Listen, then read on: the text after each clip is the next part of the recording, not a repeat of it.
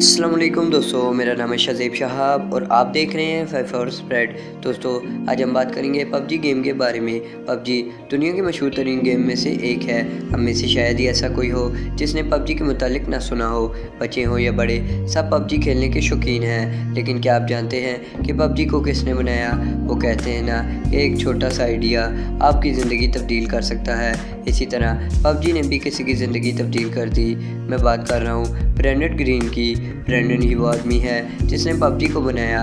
एक वक्त था यह आदमी बेरोज़गार था, इसका बैंक अकाउंट बिल्कुल खाली था, लेकिन फिर पबजी ने इसकी ज़िंदगी को रातों रात तब्दील कर दिया। ब्रेंडन की कहानी इंतहाई मोटिवेशनल है। ब्रेंडन आयरलैंड में पैदा हुआ था। ये अपनी ज़िंदगी की शुरुआत में फ़ोटोग्राफ़र और डीजे था और पार्ट टाइम वेब डिज़ाइनर था। यानी ब्रेंडन अपनी ज़िंदगी शादियों में फ़ोटोग्राफी करके गुजार रहा था और कभी कभी ये डीजे भी बन जाता। ब्रेंडन की लाइफ में कोई ख़ास मकसद नहीं था, इसको फ़ोटोग्राफी का बहुत शौक़ था, इसीलिए इसने ब्राज़ील जाने का फ़ैसला किया। ब्राज़ील में फ़ोटोग्राफी करके ये अपना गुजारा करता था और वहीं इसकी मुलाकात एक लड़की से हुई। बहुत जल्दी ब्रेंडन ने इस लड़की से शादी कर ली, लेकिन किस्मत को कुछ और ही मंजूर था। ये शादी सिर्फ 2 साल तक चली और ब्रेंडन और इसकी बीवी की तलाक हो गई। यही वो वक्त था जब ब्रेंडन पर मुश्किलात का पहाड़ टूट पड़े। लेकिन ज़िंदगी में आने वाली यही मुश्किलात हमारे लिए नए रास्ते खोल रही होती हैं और यही कुछ ब्रेंडन के साथ हुआ। 2013 में ब्रेंडन ब्राज़ील में था और ये फंस चुका था। इसके पास पैसे ख़त्म हो गए थे और ये अपना गुजर बसर बहुत मुश्किल से कर रहा था। ब्रेंडन के मुताबिक इसके पास इतने भी पैसे नहीं थे कि ये जहाज़ का टिकट खरीद सके और वापस आयरलैंड चला जाए। इसीलिए ब्रेंडन ने टिकट के लिए पैसे जमा करना शुरू कर दिए।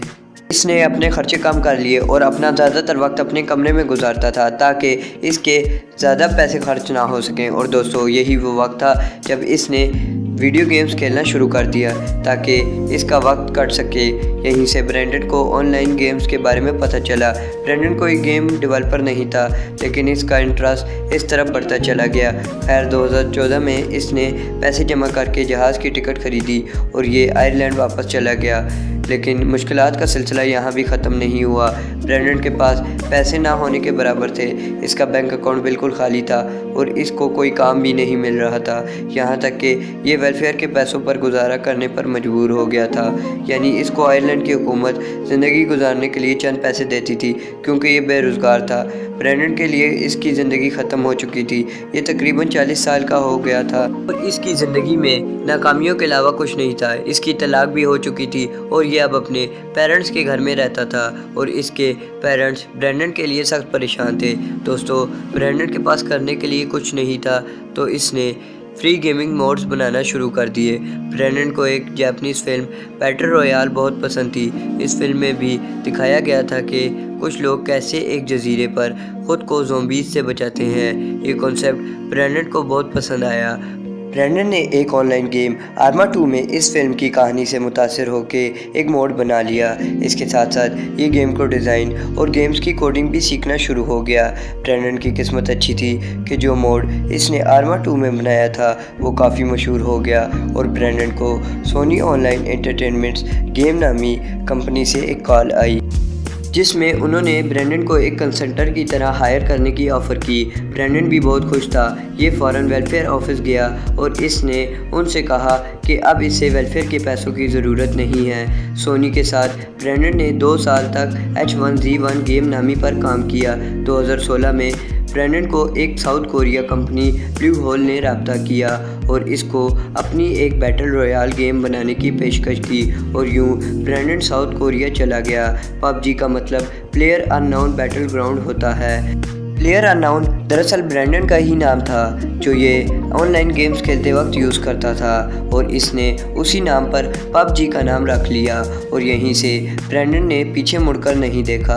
दिसंबर 2017 में पबजी को माइक्रोसॉफ्ट विंडोज़ के लिए लॉन्च किया गया और 2018 में प्लेस्टेशन और एक्सबॉक्स के लिए लॉन्च किया। और पबजी की सेल्स इतनी तेज़ी से बढ़ने लगी कि ब्रैंडन को खुद यकीन नहीं हुआ। सिर्फ 1.5 साल में 5 करोड़ कॉपीज़ बिक चुकी थी। मोबाइल पर इसको 200 मिलियन लोग डाउनलोड कर चुके थे। दोस्तों, ब्रैंडन की ज़िंदगी मुकम्मल तौर पर तब्दील हो गई और आज ब्रैंडन कितना दौलतमंद है ये सुनकर आप हैरान रह जाएंगे। कभी वेलफेयर के पैसों पर इंतहाई गुर्बत में जीने वाला ब्रैंडन की आज नेटवर्थ $200 मिलियन है, यानी 20 करोड़ डॉलर।